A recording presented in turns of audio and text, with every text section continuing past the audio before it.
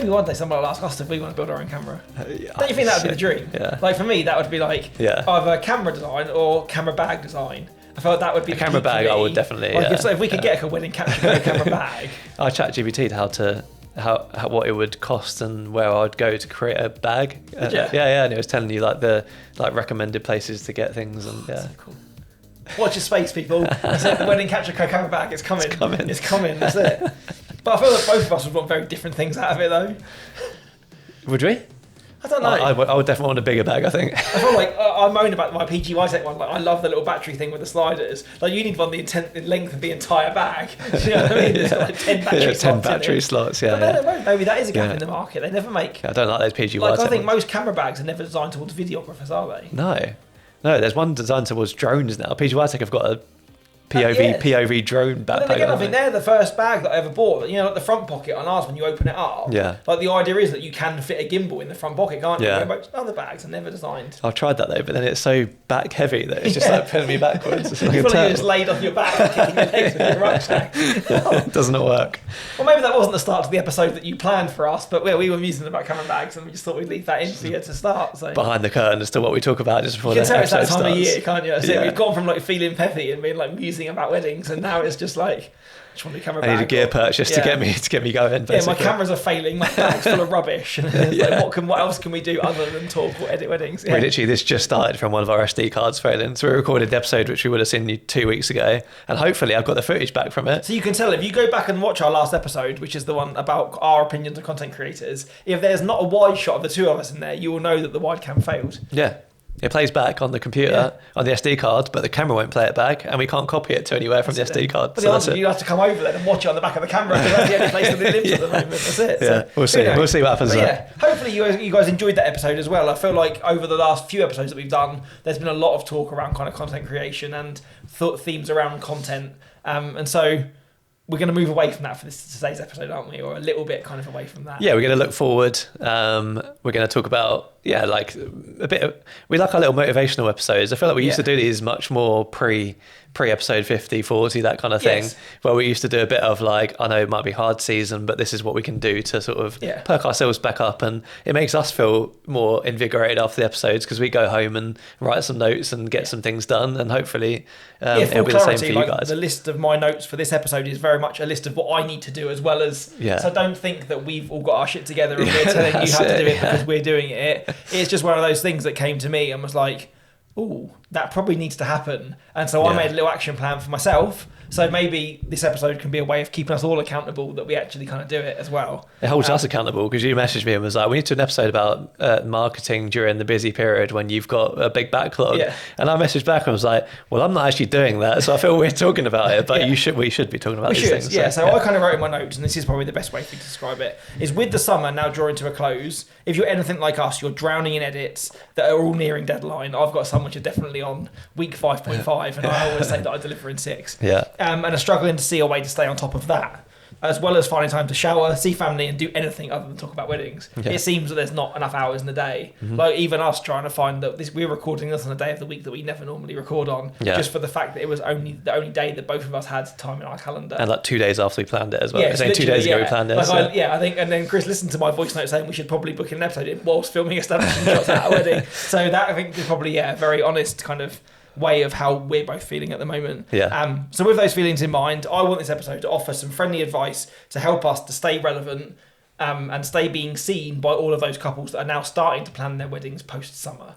Yeah, I feel like we actually did quite a similar episode last year, I think, where we were kind of like, it's very easy at this point to think, okay, I'm in the depths of editing, and you sort of go into a hole and you forget that whatever you do now is gonna massively affect, marketing wise, whatever you do now is going to massively affect what you're getting next year in terms of the amount of weddings, the type of weddings, because if people are going onto your Instagram and seeing you haven't posted in a month or 6 weeks, yes, that might be good work, but still there's someone else who is out there posting stories every day, and they might book them, and you might think that it's okay because I'm on track, but then when it gets to the January, February, and your editing pile was finishing, and you realise, oh, I'm suddenly not on track anymore. It's probably too late, or it's getting a bit. It's hard, isn't it? I know that we've said there's a whole list of, which I'm going to use the word excuses to kind of say why people aren't marketing at the moment. That, there's a much better wedding further down the edit pile, and once that one's done, I'll post that one instead, and this and that. But at the end of the day, I think it's worth saying that as at time of recording this, it is early to mid-September. Is that the summer holidays for kids is over, they're back to school, the weather's definitely taken a turn, although it's sunny today, we're fresh off the back of about 12 days of rain.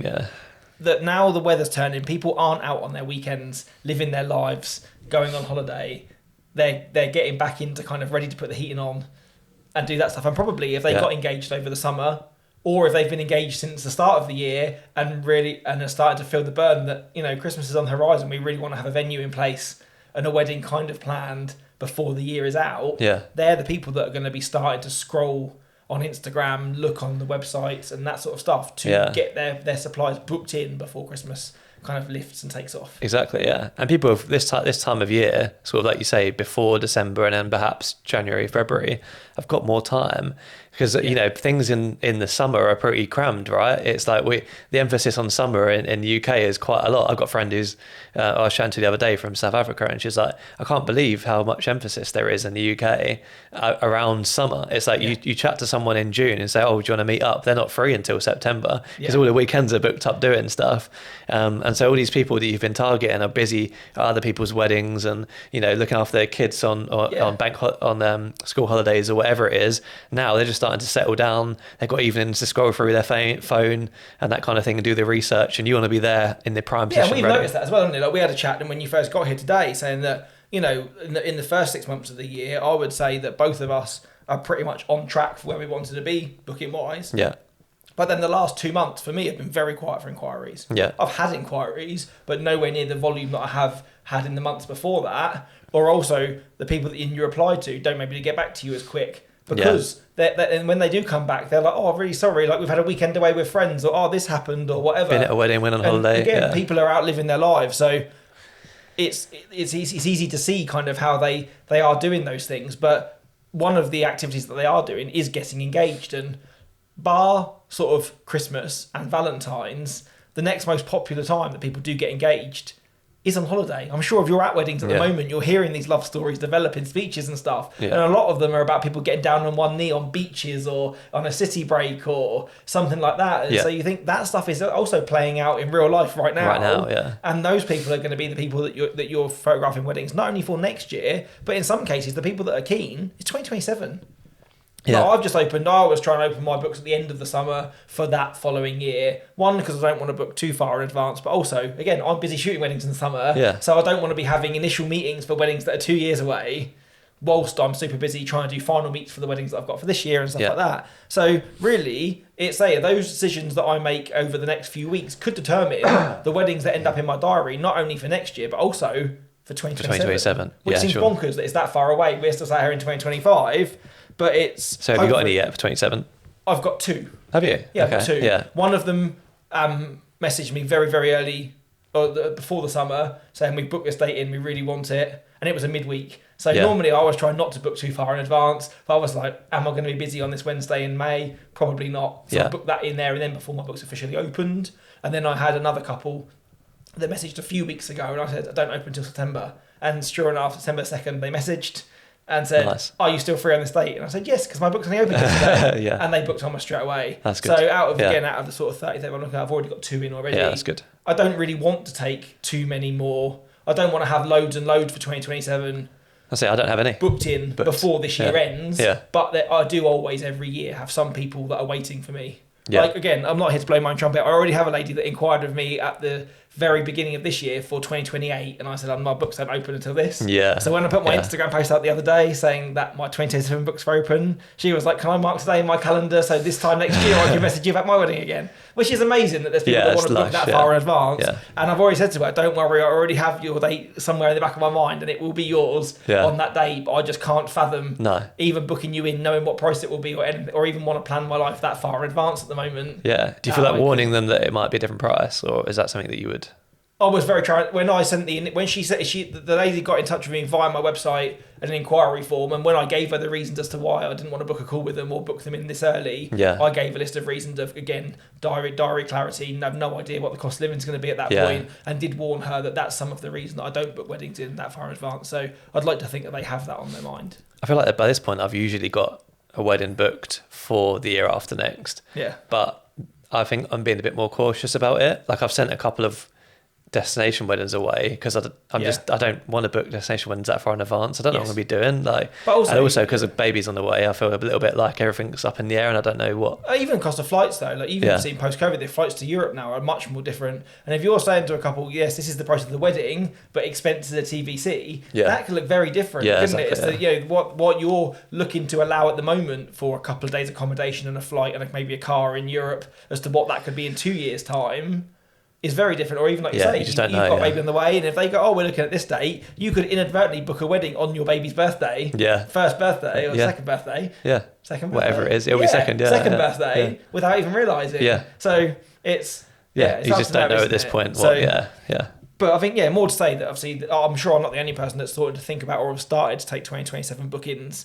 So if you are marketing now, don't just think that it's a case of we're too late to fill gaps for this year.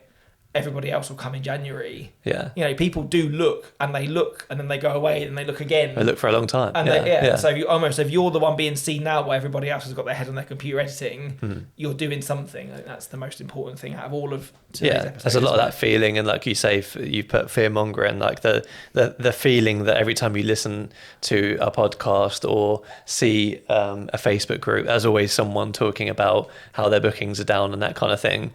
So if you start sowing those seeds now, you don't have to be that person next year who's worrying about it, basically. Yeah, exactly. Because other people are worrying about it, but they might have their heads deep into edits and not putting themselves out there. So you only need to be the person who's doing that consistently for the next couple of months to get those people, those summer engagements. So, exactly that. I mean, because there are, and again, you know what it's like. There's some people that are super laid back, and that and people as a rule are booking weddings with shorter lead times, but there are still those people out there that still want to be really organised and are booking stuff early. So if you can just be doing something to capture some of those, but at the same time being mindful that if they're not coming, you're not missing the boat.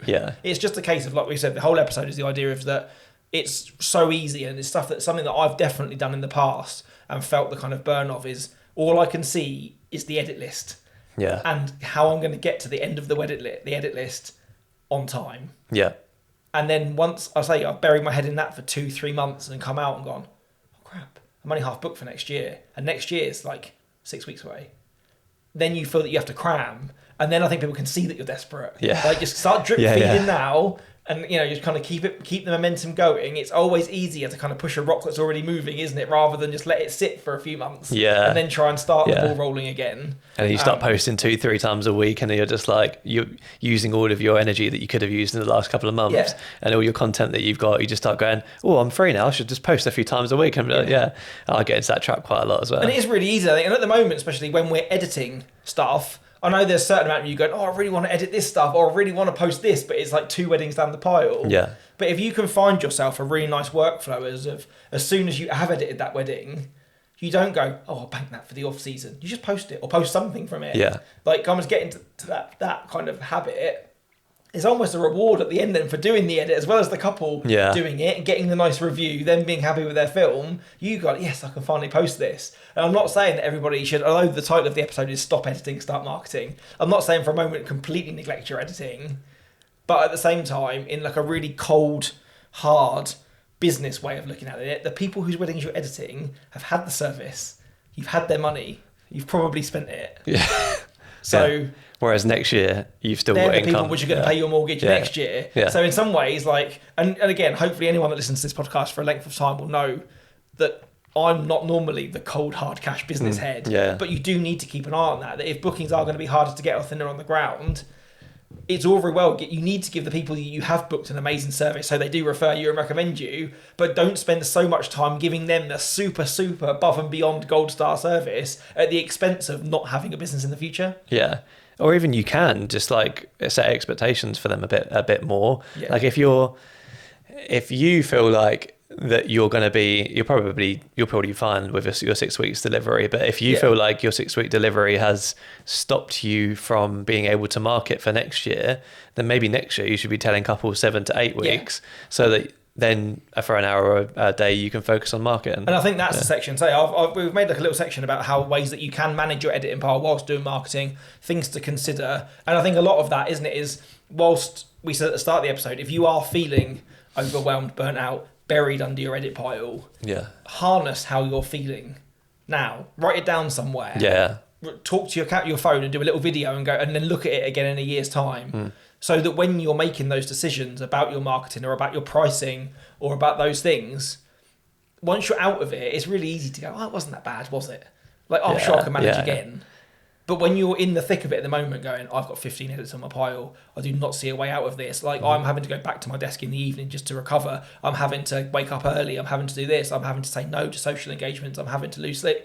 Yeah. Harness some of that. Yeah. You will find a way out of it. There is always a way out of it. But you don't have to put yourself up for that every year and make the same mistakes again and again and again.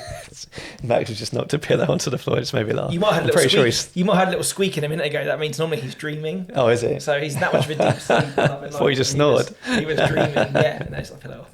But again, that's it. That's but if you're, I'm feeling to be, for what it's worth, I have somewhere between 12 and 15 weddings in my queue at the moment. I had very little weddings for the first 6 months of the year, and they've all been crammed into the last 2.5 to 3 months, and it has been intense. And I went through teasers and only made teasers for the weddings that I wanted to make teasers for, because that's just how I work. And then the way I do it is I go back and then I do highlights films, and I go back again and I do full films. And I'm currently on the second run, so I'm on the highlights films run basically at the moment, and I'm backing them up ready to post once the teasers have dried out and the weddings are stopping. So I'll have something there, but these I am getting pretty behind because of everything being crammed in, and I know that that's pretty much out of my control unless I want to start working evenings and weekends and stuff editing, which that is against what I believe in. So I don't really try and do that. Maybe when I have the baby, I'll be more open to that. But so I'm already thinking next year. Currently I tell couples, if they ask how long it takes, I say, look, the contract says 6 months. That's to cover me in case something goes seriously wrong. I say the most I've ever delivered in is 4 months, but it should be like anywhere less than 4 months is probably good to aim for. And then I have the tracker that I send them and that kind of thing. Next year I'm genuinely considering saying 5 months, 4 to 5 months, and I know that is a long time to wait for your film. But if I say that straight off the bat, then my Gantt chart is going to look a lot more spread out. But also, again, for all the things that we said in the last episode, which maybe it's more fresh in our mind because we only recorded it this morning. But if you're saying that you're finding this year you've had more weddings where they had content creators, if you have couples that value immediacy, then hire a content creator. Or pay for a teaser so they have something from you first. But you know that if you spend that time, you need that 4 or 5 months to make something which will actually wow them forever. Then it's not that long, in the grand scheme of things. In the rest of your life, 4 or 5 months isn't long. No, exactly. It's not worth you staying up, and we've done it. I can tell you now that I've gone, I have to get this wedding done. And I've stayed up till 2 a.m, fallen asleep at my desk and woken up and carried on. And then when I've come back and looked at it in the morning after I've exported it, it looks very different. I had to redo it all again. So it wasn't, and then I'm back at my desk tired, trying to re-edit it. Where you're better off to go prioritise this. And again, so some of the things that we've said is that whilst you do need to have some time blocked in for marketing, you also need to have some time blocked in for editing. So I know in the past we've done episodes on kind of being productive and stuff like that, and you were using an app called Todoist. Are you still using Todoist? I am not using Todoist anymore. So I've basically spread that out across multiple things. Okay. So I know I raved about Todoist and I do like it. But once things got really busy, I found myself waking up looking at my Todoist in the morning and being a bit overwhelmed. And it was unachievable. So now I have have I mentioned this on the pod yet, the Gantt chart? No. I may have mentioned it very short in Chumley's episode, but I have created this spreadsheet, which basically is a list of weddings. Underneath the weddings, each wedding is a list of the tasks that I do for each wedding. So I've got culling footage, editing ceremony and speeches, the highlights, and then I've done, if it's a 20-minute film, I've got part 1, 2, 3, and 4, so that they're So split is it into little basically a bits. much more zoomed in or much more micromanaged version of the tracker? Yeah. But just for me, it's not public facing, but obviously I know on that you have kind of teaser delivered, highlights delivered, whatever, so they can see that there's progress being made on their film over the course of those weeks. Yes. But there's lots of stuff in between which they're not seeing. So I've got that, and then if I put in that it's a ceremony, it'll automatically populate that to ceremony is due 4 weeks afterwards or something like that. So that, and then that highlights film due 5 weeks afterwards or whatever it is. It's a bit less than that. And then for the full film, I've got currently at 16 weeks just to give myself a bit of leeway. But then you can see on like the little calendar view on the Gantt chart, like it's a nice gradual slope, so that each week only a certain amount of tasks are due, which is possible on Todoist, but it's much easier to view in a Gantt chart. And then I have a page which is a dashboard, and that dashboard tells me overdue tasks, what's due this week, what's due next week, and the week after. So I can see what's coming in the next couple of weeks, but I can also see what's overdue and due this week. So I have some of that stuff again in a much kind of easier way, because my tasks are less. I have stuff like that programmed into my Studio Ninja workflow. Okay. So when I have my dashboard to look at leads and stuff, I have it that I want to have all my weddings. So once I've shot a wedding, I always like it culled within a week of shooting it. So then that will come up on my task list in the corner there. 3 days left to get this wedding culled. Oh, so you have your tasks. And so I have so then they're just tick tasks. So between obviously after the wedding day there, then you go into the post production section of your workflow. I'll have a deliver sneak peeks. That's an automated email that wants to do those. Then there's a cull, load into Lightroom, edit the gallery, upload it to PicTime. Then there's my slideshow delivery email, which is pre-populated, and then my deliver to PicTime email. So through there, I'm always, as I do a task, I'll go back into Studio Ninja and tick it. So then I know that my edits are kind of that makes sense, because it gives me that reverse. I always plan that on a 6-week turnaround. It'll go, you've got 14 days left on this edit until the next stage is due. And I just find that for me, because it's somewhere it's not tucked away enough that I can look at it when I want to, but it's not something like I need to be in my calendar far more often. And if I was in there and there was just blocks and blocks and blocks of this hour, you must be doing this. At 10 o'clock, you stop that and do this. Again, I would find that far too overwhelming. Too much, doesn't it? But I think having some sort of plan around, okay, I need to spend half a day doing some marketing, this day doing editing, and just kind of standing at the foot of your week, going, what have I got on this week? Where can I fit these tasks in? Rather than just kind of having your head down and going, I've got to edit it. And trying to do lots of things with no kind of real plan just means that you end up not doing a lot or being productive as anything. You start your Monday with like, got lots of edits to do this week, and that's all your plan is. And I really, really struggle with routine. So if you do struggle with routine, if you don't struggle with routine, obviously setting aside an hour a day or whatever it is to market, to update website, to post an Instagram post, whatever it is really healthy. But if you do struggle with routine, then what I normally do is designate it as a task rather than an hour, and just be like, okay, this week I've set myself 2 tasks that are to do with marketing, and whatever time I decide to do them is when I decide to do them. So there's not too much pressure on that. Definitely. I mean, that's it. However you manage that, I think, and we've done episodes that say on being productive or things that you can do. Or again, I like to think that in yourselves, you know what works best for you. If you are someone that does like to have every hour of your day accounted for, and again, I'm sure we've said in those other episodes as well, is that make sure though, if you are someone that, if you put it in your diary, it happens, is make sure that you put blocks in for have a morning off, take a walk, go to the gym, shower, that sort of stuff as well. So then that you're almost preempting that stuff and you are giving yourself a little bit of clarity, and everything is not just all work. Otherwise, there's a lot about shower in here. Are you trying to tell us something? You know what? Honestly though, whether it's to do with like don't know, like spicy brain or whatever, for me, if I'm in a task, to stop and do something as simple as shower. I know what you mean. I wake up and I'm like, I really need to do this, it's on my mind. My routine, if I need to get up in the morning, shower, walk the dog, and then do that, I would need to get this done, and I'll go straight to my desk. And then I could work on that till lunchtime, and then go, crap. And then before you know it, it's 5 o'clock in the evening, and you go, I still showered today. and it just literally almost personal care or doing things to look after my sanity and my own well-being go out the window over the case of getting tasks done. So I almost need that prompt of like, go for a walk. This is the time to do this. That's why it's an answer to come up, because for me it's something which is really like, there's no one's going to die if I don't shower. I might smell, but do you know what I mean? It's just that kind of option that sometimes if I get to points where work particularly overwhelms me, I struggle to think of anything else.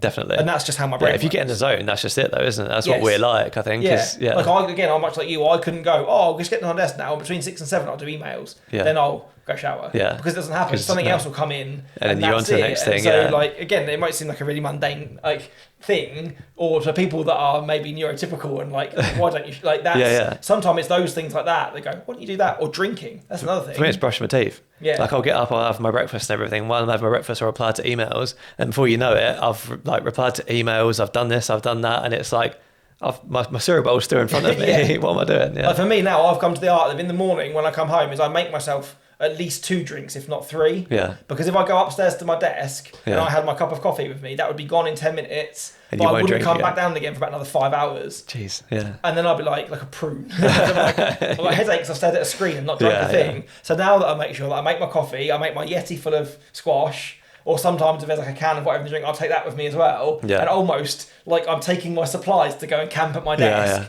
And I know then that there's nothing to break my concentration, but at the same time, there's nothing there to make me be ill or not be hydrated or whatever at the same time. And again, it's you just need to find what works for you or what works for your kind of, your level of kind of brain management and whatever. But there's this whole like, you got to stand up every hour and go walk around and that kind of thing. But if I did that, I'd be so distracted every hour. It would break, Yeah, like you say, I want to be staring at the screen for 3 hours and getting stuff done, and then I'll relax for however But now much. I feel mindful that I go, once that task is done, now it's break time. Yeah. Where in the past, I've been like, well, that's just one task of 3 I need to do today. So you dump from one straight into the next, and before you know it, then you feel rough at the end of the day, so you need a day off because you're ill. Whereas like I've learned to kind of, I need to concentrate on a task, but it's okay to have a break afterwards. But communication, either way, communication is key, and how you communicate with your couples, like obviously whether it's by a tracker or whether you're posting a story every now and then saying this is who's next in the queue and that kind of thing, all of that really, really matters. And since introducing the tracker for myself, I haven't noticed much of no matter how long the film takes, they're ready, they're logging on, they're having a look, that kind of thing.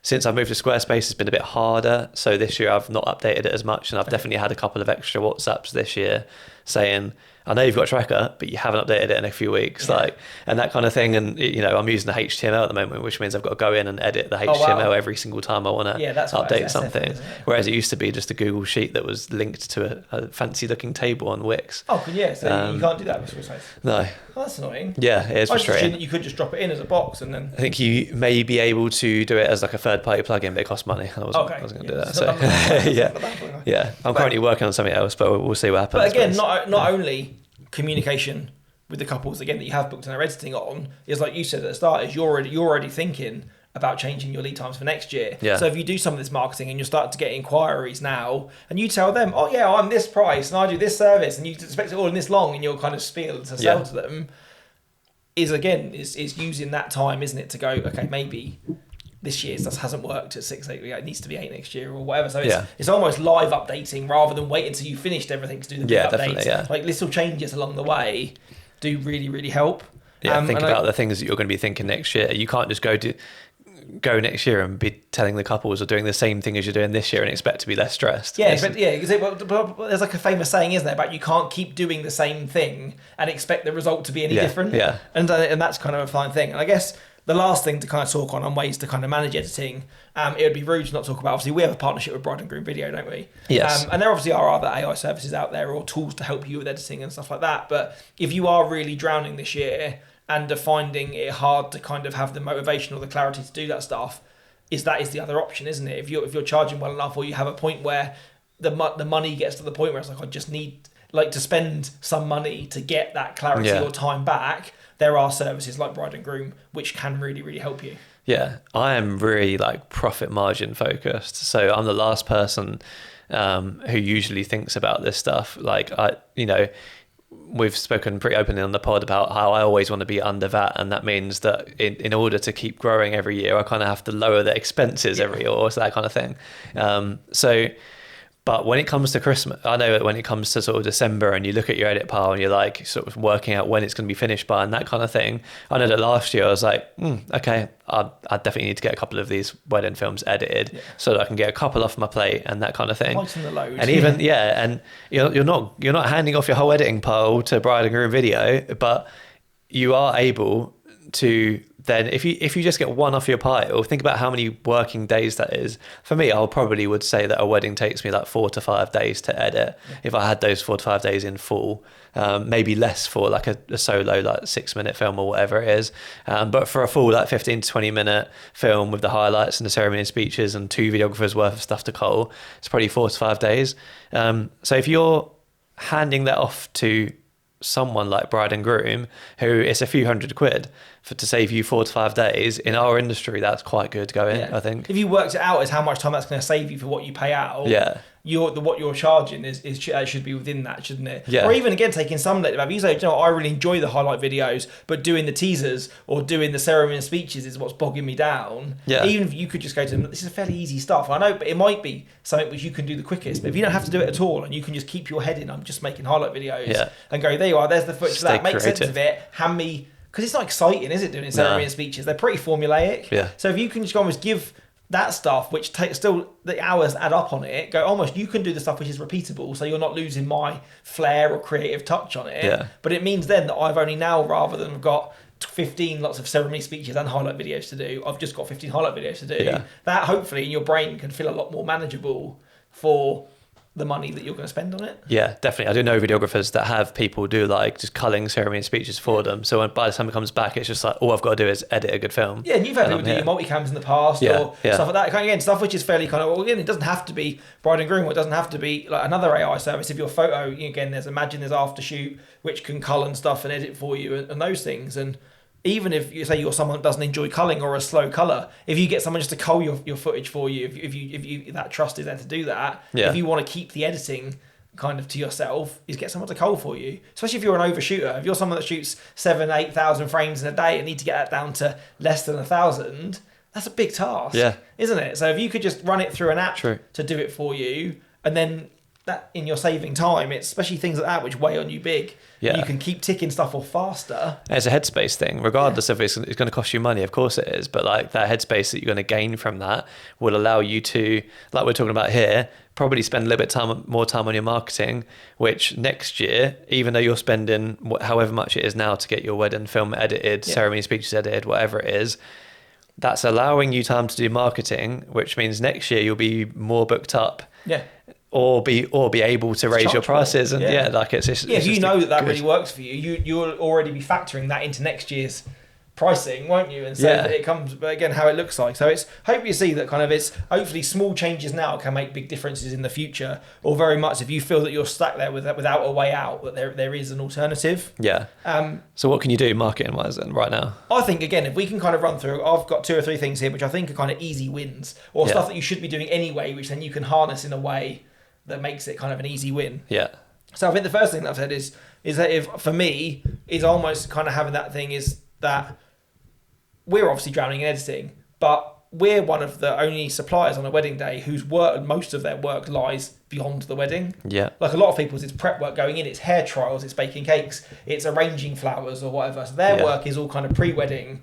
The wedding day for them is kind of the final stop, where for us, delivery is the final stop. It starts really on the wedding day, doesn't it? So I'm sure that you've had as well, where suppliers ask your hair and makeup people on the day, or florists go, have you got any pictures? It'd be lovely to see them. And they know full well that you've got editing to do and the rest of it, but they still want to see work from that wedding. So if you're really busy in editing, if you can at least set up the vendor network on your pick time so that it sends the images to that supplier, or when you deliver the wedding, you've wrapped it all up in this pretty bow to send it to the couple, just send it to 3 or 4 other people at the same time, whether that's the venue, the florist or whatever.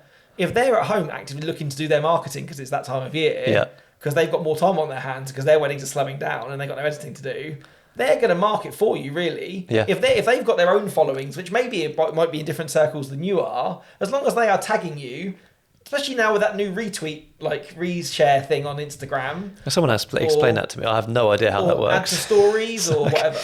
So basically, if in the good old days of Twitter, you used to press that same like 2 arrow button, and it would retweet.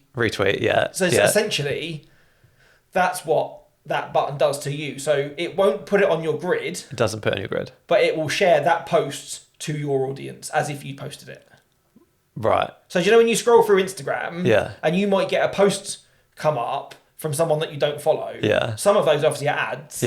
but some are stuff that people who you do follow would have retweeted. I feel like such a boomer. I've been looking at this like repost thing, and I'm like, so I want to use that, but I don't know how it works. What it is. So, but again, I think maybe we see a skewed version of it because we follow so many suppliers. A lot of them probably do work together anyway. Yeah. So it might even be that people are sharing stuff of people that you already follow. Yeah. But imagine that you are a couple, you post, a gallery of their work, rather than them have to then go and you've said nice things about them, you've curated the images you want to share. They can just go boom, hit repost.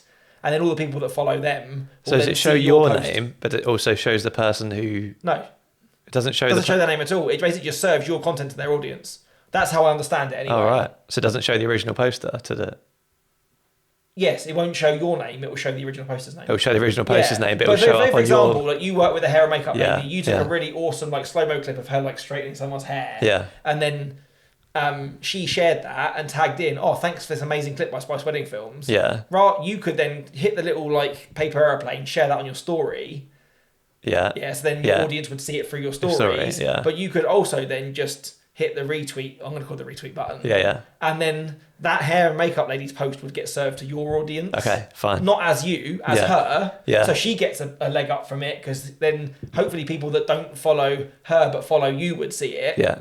But they would still see that you're the videographer. Ah. Okay, that's how I understand it. Yeah. If I'm wildly wrong, then someone please out. I should redo some research on this. But when I did some reading about it, because I wondered when it came in, I was like, what's the difference than just going out to story or whatever? It almost is a way that it doesn't add it to your grid in the same way that a collab does. Yeah. It literally just serves that post to your audience. And is there any indication that this person has reposted this, or is only if I think when you click on that button on your posts, you can see who's reposted it. Yeah, but otherwise the audience. Or you get a little circle now. Have you noticed that when people like stuff, you get the little their profile pic and a little heart pops up. You get that pop up with a little purple thing with the arrows in it. That's about it really. Okay. So again, but it's still ways of getting you seen to new people from work that you're making. That's good. So that's quite an easy thing to do. And if you're not sharing out galleries with suppliers, I think that's something you should definitely be doing anyway, because that is a great way to get word of mouth referrals and the rest of it. And I guess also, while we're on the subject of Instagram, running ads. I know this is something which a lot of people talk about, and you've probably got a little bit more experience in than me, but obviously if you are too busy to spend time on Instagram, posting and the rest of it, if you have 2 or 3 ads kind of on the go, which are being served to people through the right algorithms and at the right time, that can make you show up on Instagram without having to show up on Instagram. Yeah. I've definitely been showing up on Instagram less this year, but I've had more ads running.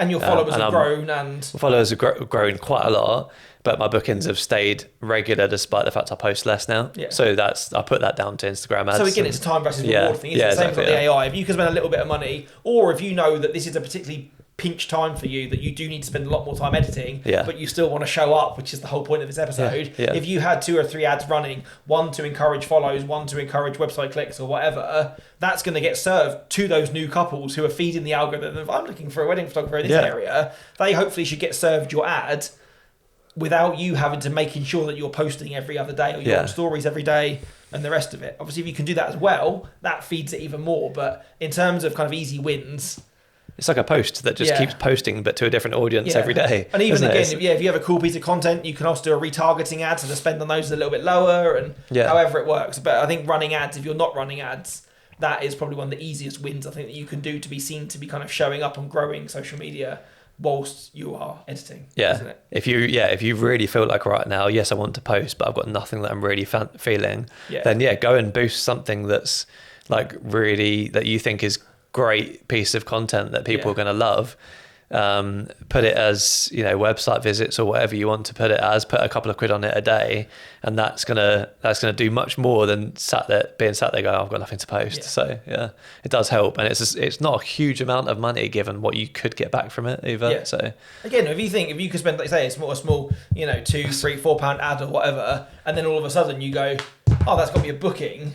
Yeah, like what you spent on it, it's like price per lead that pales in significance, doesn't it? Yeah. So it's not too bad. And the issue is that you can never really tell whether someone's found you through Instagram ads or or Instagram itself, because I don't know, my student ninja just has Instagram. Yeah, so same. I don't have. Yeah. But I think a lot of times, a lot of the ads now are so subtle, aren't they, in a way that, specifically maybe for us, because we look at, we know that if that little bar comes up and says learn more or send message or whatever, it's an ad. But I think most probably people who are clients or just users of social media wouldn't know whether they've been served an ad or not. So they are quite subtle in that way. Yeah. Which in the other way is great. They might just think it's like in the For You part. Because again, it means then that they don't realise they're being advertised to. Yeah. They just think they're being served your content in some way. Yeah. Which is even cooler because then it feels like you are showing it up. looks organic almost, yeah. And I think the other thing as well I've said as well is, and it's probably been kind of the motto of this episode, is little changes. If you edit a gallery and you love some photos in it, take something old out your portfolio and update it with the one you've just edited. You don't have to wait till the end of a season and do a massive portfolio update. Yeah. Because if, like we said at the start, or you said at the start, people will start looking and they won't just look once before they book you. They'll look at it, go, oh, that was nice, and maybe come back to it again. Yeah. And if they come back and go, oh, that front image has changed. Yeah. It shows that you are constantly updating. Yeah. If you've just edited your favourite photo, don't wait until 3 months' time when you've edited 6 others to do them on the website. Just change one at a time. Yeah. And even just keep doing those little changes. If you've just finished a film and you're really proud of it, bump one off, which is your least good film now, and add the latest one to the top. And just, just always make sure you don't have to, updating a website doesn't need to be a task that you wait for and do it all in one go. It can be something that you can just update as you're going along. And equally, there can be structure to that. Like I think right now, if you, what I would normally do, right, is probably for the worst, is get to like March, April, and look at my website and be like, right, hasn't been updated in a year. What do I need to change? And then spend a couple of weeks on that. But if you look at it now and spend an hour looking at it, write down a list of all the things that you think, okay, there's a bit of copy here which I don't like anymore, it doesn't resonate with me anymore. The packages list needs to be changed. There's a photo here I don't like, a photo here that's not so good. This portfolio piece is old. Then as you go through the next couple of weeks with that in the back of your mind, if another photo comes up, like you say, you can go and update it straight away because in that list of things, there's one photo somewhere on the website that you're not keen on anymore.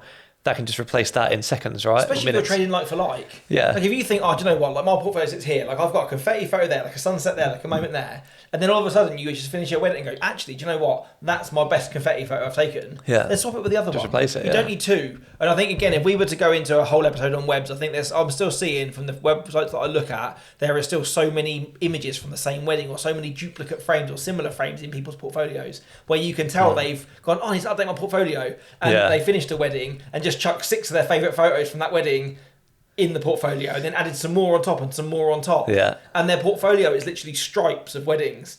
Yeah. And it's like couples don't need 4 frames from that wedding and then 4 on top of it and you're building up these sandwiches in layers in a burger.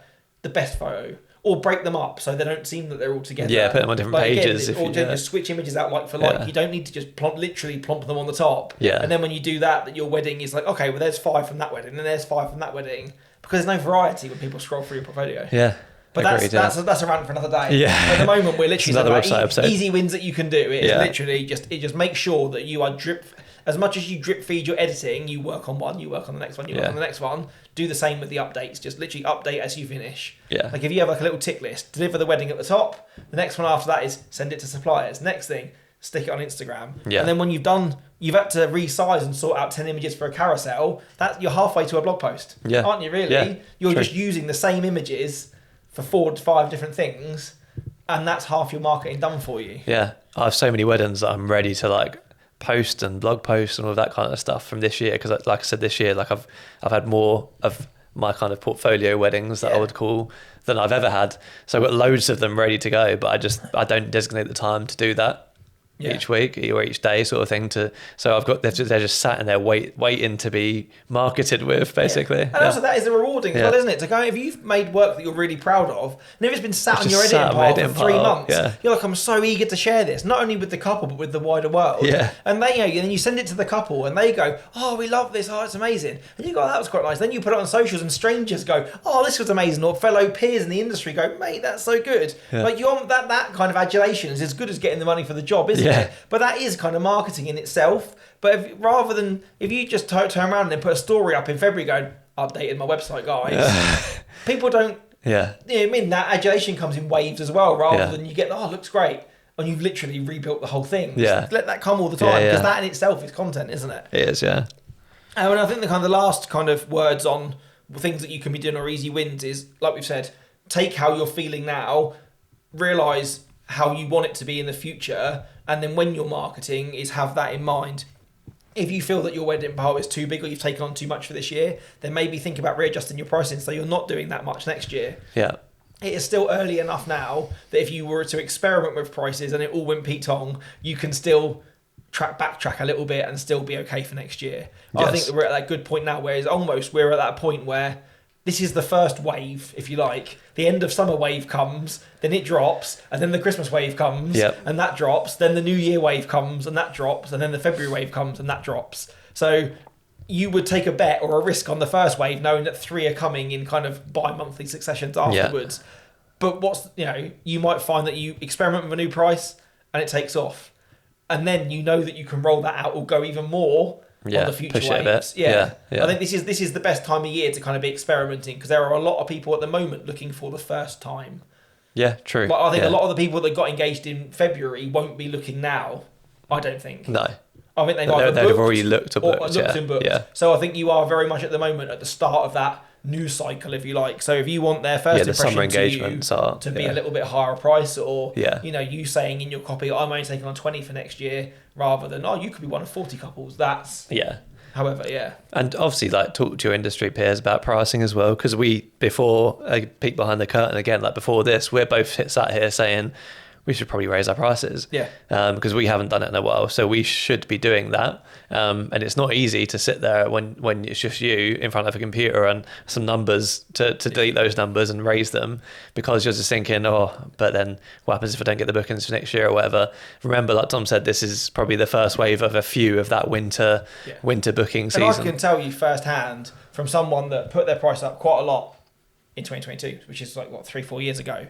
And then in years since I've tried raising my price, not got anything and dropped it back again. I've always raised it at the beginning of the summer. I've had like a busy booking time, gone, I'm half booked for next year, I'm going to put my prices up. And then sat through 2 or 3 months of the summer when everyone's been out living their lives and the rest of it and gone, no one's booked now. No one's going to book me. I put my price back down again because I've been scared.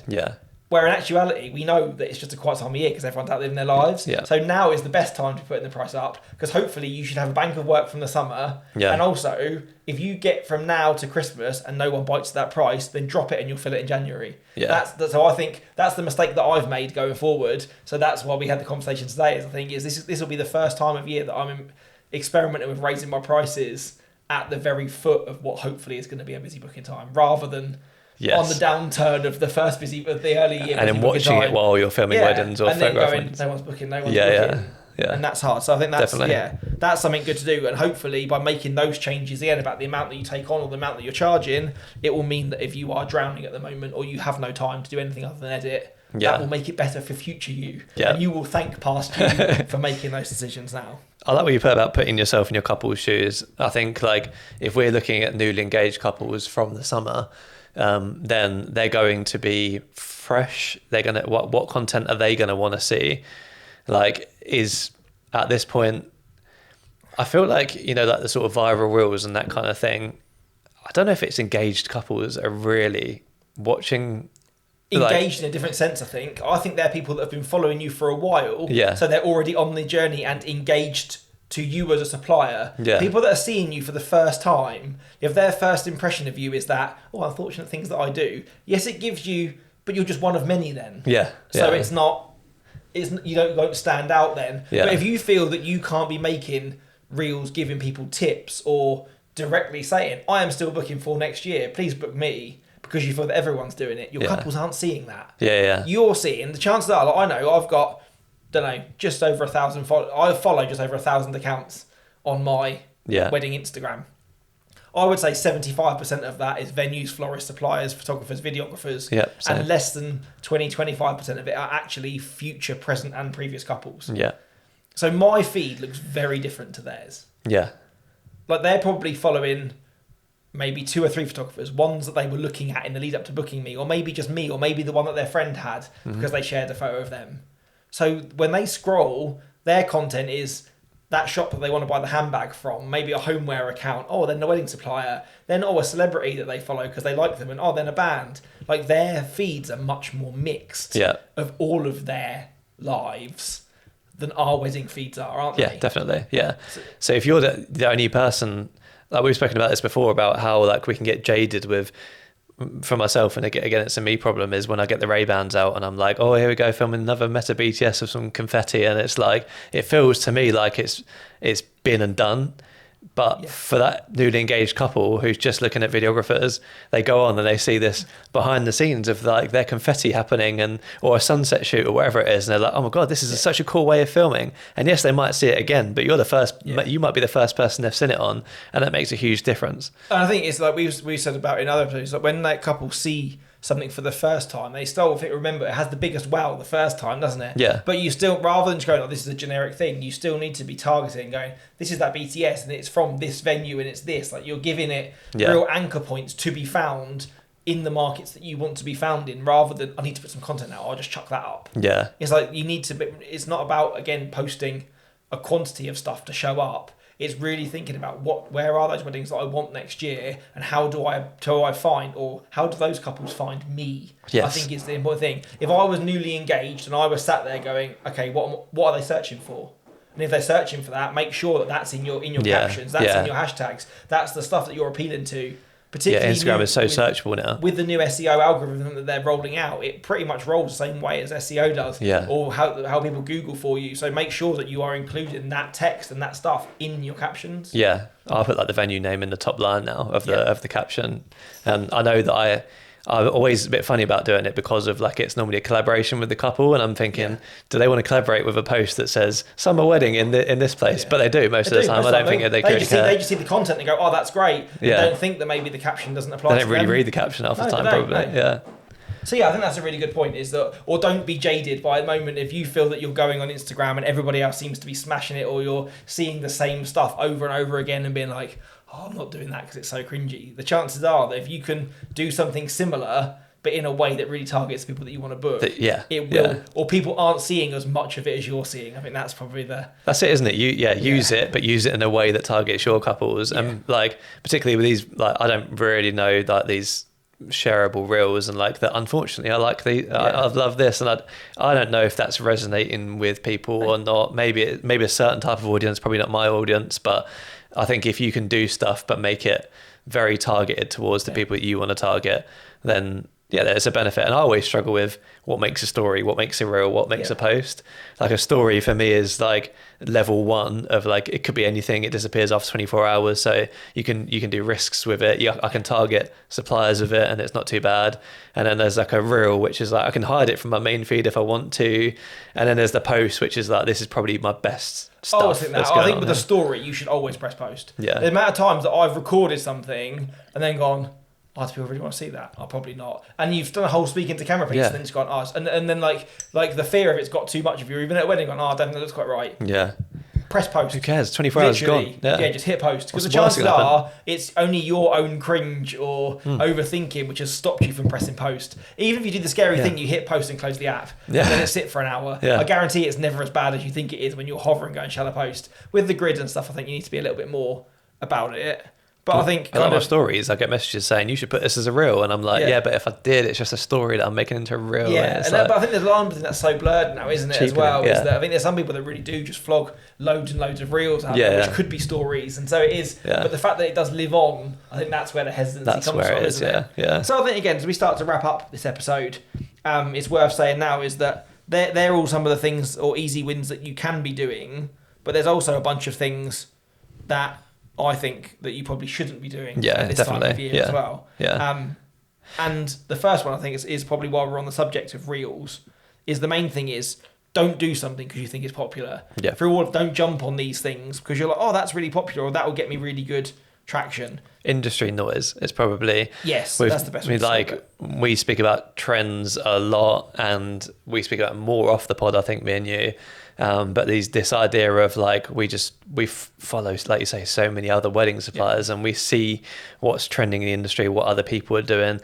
Don't feel like you need to jump on that just to market, because it's so much more about doing your own thing than it is about doing what everyone else is doing, Very even if it's working for them. And go on. Okay, I think it's saying it, and it transcends just Reels content. Yeah. Like, don't scroll through your thing and go, oh, everybody else's greens are looking really different now, so I'm going to get a whole new preset mid-season, so my greens look like theirs, because they look like they're shooting their weddings look much more fun or much more luxury than mine. Yeah. Well, I've still been doing this. Stay in your lane. I know it's hard to fight the crowd if everybody seems to be moving that way, and it sounds, when you say it out loud, just stupid thing about you're sat there late at night scrolling and scrutinising the greens in people's tones, but you don't need to U-turn your edit. Like, that one's worked for you and booked you the couples that you've got. Just stay in your lane and look at that wedding as a finished thing in a few weeks' time, and you will see it differently to you are when you're in the midst of it. For me, when it comes down to marketing, it's like I see, Greg from GB Wedding Films, like doing his iPhone in front of his monitor, and that's like, it's kind of his iconic like BTS style, and then people start copying it, and loads of people are doing it, and it's like, now this isn't unique, and he started it, and he's doing, I say started it, but like that's very much his thing that he does, and now lots of people are doing it, and like, don't pick up something just because you see it and it looks cool online. It doesn't necessarily mean that you have to do it, because one, if you don't enjoy doing that particular thing, it's not sustainable. Like, I actually went out in February or March, wherever it was, bought a monitor with the intention of then attaching the phone to the setup so that I could use the phone to record the monitor. I picked it up, I was like, yeah, no, too heavy for me. I look like a tit holding all of this equipment. Like, it's just not, not what my couples expect of me. It's not what I expect of myself. And so I put it away, and I didn't pressure myself to do too much of that stuff. Well, I think that's it, isn't it? It's really easy to see people, and particularly people that seem to be doing well, and that urge to emulate is there.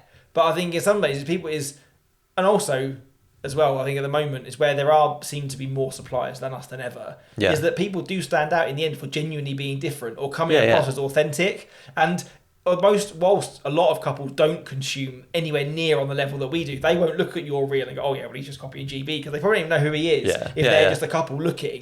But they can tell when something feels really authentic to you or really comfortable or in a flow. And if you feel that you're only doing it to jump on a bandwagon, then I think that will come across in it is, like you say, just stay in your lane. You are not doing as badly as you think you are. You don't need to U-turn on your edit or your whatever, or you don't need to start making shorter films or longer films or adding this texture in, or you need to use this music because that person is. If that's not you, then don't be swayed by what you see. Like, for me, I've just started small. I started attaching a phone to the top of my camera, and I'll put it in the couple shoot or like champagne spray or whatever it is. I'll put it in cinematic mode, and then like the day after the wedding, I'll post like a relatively aesthetic looking story with some of the iPhone footage in it, a little bit edited.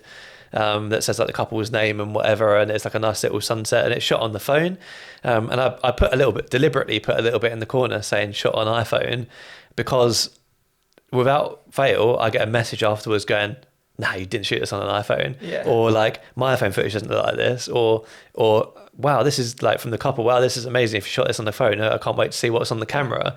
And like that, like, even though it's not something that I've shot on my camera or even BTS or anything, it literally is like essentially content creation.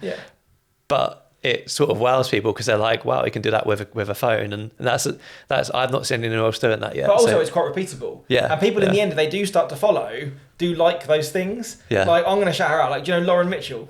So like Lauren, if she shoots a lot at Stanlake, doesn't she? Which is like a vineyard. And so I always watch her stories if she's at Stanlake, because she always does a grape update. A grape update. She does a grape update. She stands there in the thing, going, oh look, here we are, we're going to do a grape update. And it's really random thing, because obviously it's a vineyard, so the fact that they start with no vines, go to them full grapes harvest, and off they go. But it becomes a thing that you come to know that if she's at Stanlake, you're going to get a grape update. Or like other people that do certain things, or like they sit in a certain spot to do their stories, or you know, again, they're going to use this certain thing, is that although new couples won't realise that you starting to do something, it feels very authentic to you. Where I come to know now that normally, like, if I'm sat on the toilet on a Sunday morning and scroll through, then I'll see the story that will have the little shot by iPhone. And I can tell then, oh, Chris has been there this weekend, or whatever. And people do come to start falling into routines. And again, while we're far from influencers or making viral posts, if you start to build that little bit of routine. Like sometimes, a lot of times, I always do my talking stories from my office. And then if I'm out somewhere else, people are like, oh, oh, you've got to background today, or oh, you're out and about. Oh, I was just expecting to see the blue wall and the Hulk Hogan figure, and now it's not there. It's like people come to know, or like even sometimes I've got on client calls and people are like, oh, I feel like I've seen your office before, and it's like those things, isn't it? And it's like there's a lot of power in nothing. That's what I'm trying to say. Yeah, definitely. Is that you create your own grooves and your own repeatables, rather than trying to copy somebody else's. Do something that matches your personality. I wonder if at the end of the year I can make a reel out of all of those, like yesterday I shot here with the iPhone, shot an iPhone. Which would be great, wouldn't it? You got a fast-moving thing, your year in like the flick of a thing. It becomes content, which you've already made. I'm much more likely to do that than I am to do like and with that, the 2025 wedding season comes to an end, and then make a montage. Oh my god! But again, it would feel much more kind of on brand, and much more like almost a whistle-stop tour through your year of all those things that you've seen. 2025's best champagne spray. But whatever it ends up being, And I think kind of leading on to that, it's that same thing as well, isn't it? Although we've said update the website, do the stuff. Now is not the time to be doing full website rebuilds. Even if you think your website you've got at the moment is terrible, the chances are it's not as bad as you think it is. And tearing it down and starting from scratch at this time of year, you will only end up doing it again in a few months' time. Yeah. We're talking about easy wins. We're talking about like update one thing at a time, not like, don't think now is the time to be changing your colours, getting a new logo, a whole new design. Like just stick with what you've got for now to get you through these first waves until your editing pile subsides. And once the editing pile's done, you can then go into the big changes. You can go into the, making whole new brochures, literally tearing the website down and starting from scratch. At the moment, you need to have something which is established and seen. And I don't think you can afford at the moment to be taking the website down. Then you get really busy and then you've not got one for a little while. And then it's tough because again, if that first impression is then a website with a bunch of under constructions on it, that's probably definitely worse than what you've got at the moment. Yeah. And for me, I know my brochure is like, look at your information on your website, make sure it's up to date. But I know that my brochure is like pretty outdated at this point because a lot has changed in the business. It's got a lot of old photos in it. There's still a lot about Kate in it. And so like I get onto the call with the excited couple about to book and they're like, oh, so you work with your wife, don't you? And I have to explain that thing, how we changed and we decided that Kate's not going to work with the business anymore and things like that. And like, but it doesn't matter because that stuff really doesn't matter to them. It's the important details and it's the vibe and the style and the brand that matters to them, not necessarily little bits that maybe you did more of last year but you don't like to do this year and that kind of thing. Definitely. I think it's very much at the moment it's just accentuate the positives and kind of brush over the negatives until you have time to deal with them in a proper fashion, which takes time. I think it's like easy wins is, I've done a better photo than that, I'll just change it. I need to put my prices up. Okay, I'll just go in, change the number and maybe add the couple of bits that are in the package. You don't need to be revamping the entire FAQ. No. So you don't need to be doing I'm going to go and book a branding shoot right now so I can do a whole new About Me page. Like, unless you literally look radically different than you do in there, like, it's fine. There's no need. People are like, even like if you're a girl and you've changed your hair colour, like, it's fine. You can wait a couple of months until you need that whole new stuff done. Like, it's just, I think this whole episode is just about not neglecting all the other stuff to just edit it, but at the same time don't neglect the editing to do all of the other stuff. Like, it's just find balance and find clarity and probably like the positive affirmation that you are probably doing so much more than you think you are. You are definitely doing enough and the work that you're making is definitely good enough for what you're doing. You don't need to change it because you've seen somebody else's that looks cooler. It's like a scale, isn't it, of like shooting, editing and marketing. I feel like that scale changes at different seasons of the year. Obviously like June, July, August is probably 70% shooting, 20% editing and 10% marketing for me. And that marketing is probably just, okay, well, I've made this teaser anyway for the couple, so I'm going to share it anyway. Then it gets into that this season and it's more like, okay, you're shooting less, so it's probably like 50% shooting, then it's 40% editing or whatever, or 30%. And then like when it gets to sort of like February, March, April, you've got time then to focus on branding, business, marketing, all of that stuff. And that's when your marketing should like, not necessarily like suddenly posting loads, but that's when you can start think, okay, website needs to revamp, brochure, let's do these things, and then they last you into the year sort of thing. Yeah, because I think like we just said, isn't it, is that at the moment, or when you get to February, March, although your shooting's probably zero, your editing hopefully is almost zero. Yeah. If your marketing's 100% then and no one's looking, then what's the point in putting all your effort into it then when now people are looking, but because you are shooting editing, there's nothing there. I think, and that's another thing that's really important, is it's not always about how much you post and what you post, is people just need to see you at the right time, at the time that they are ready to book your service and they need your service. Because if someone sees you when they're not even engaged, you can be the best wedding photographer in the world. And some people do follow along from the ride, and then you're going to get the job otherwise. Yeah. But a lot of people just go, oh, if I was engaged, that'd be great, but I'm not. And then scroll on. Yeah. But then they don't, probably in a year's time or 2 years' time when they've met someone and get engaged, don't think back, 2 years ago I saw this reel. Yeah. But if then you got reserved to them because you popped up again, that might be a reminder, but they're not going to remember. That's what I'm saying. So it is kind of just keeping tops up, isn't it? Tops up at all times, not just having one big couple of months of market and everything and then disappearing for a year. Yeah, little and often is the way forward. Yeah, it's noticeable, isn't it? Like I feel like a lot of people disappear off the face of the earth over winter,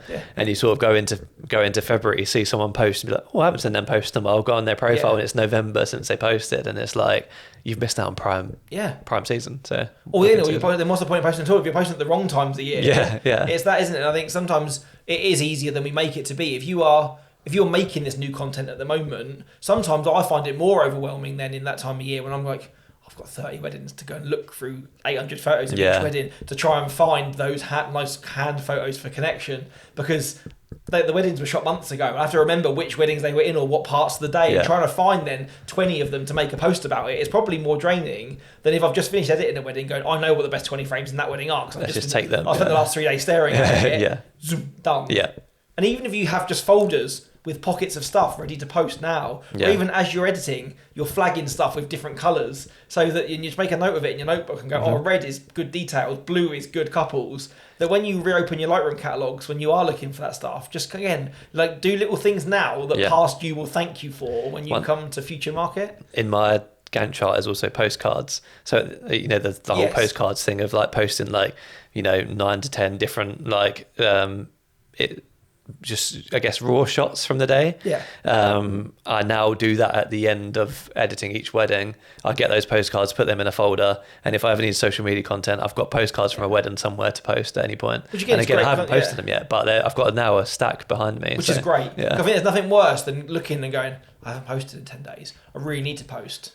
But I got nothing to. What do I post? And then you just fumble something together, which has no intention, no kind of pre-planning behind it. It's not aimed at anyone. It's just a case of I just need to get a post out. But if you've got like 6 folders sat there with postcards from 6 different venues, and you go, well, that one was really good actually. Oh, that's that. Or that venue's got a wedding fair coming up next weekend. Like if I was to sow the seed now, I know there's gonna be a bunch of people looking around that search term coming up. Yeah, exactly. Oh yeah, just pop those out.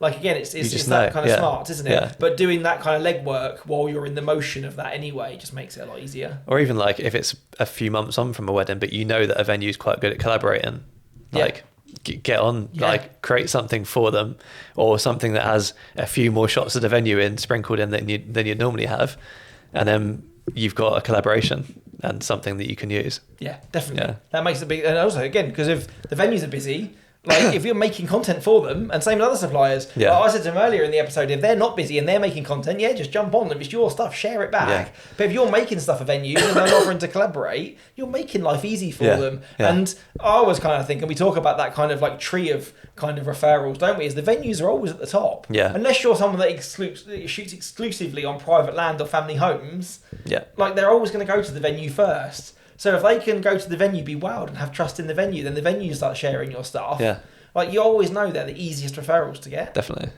That's good, I think that's a good place to leave it.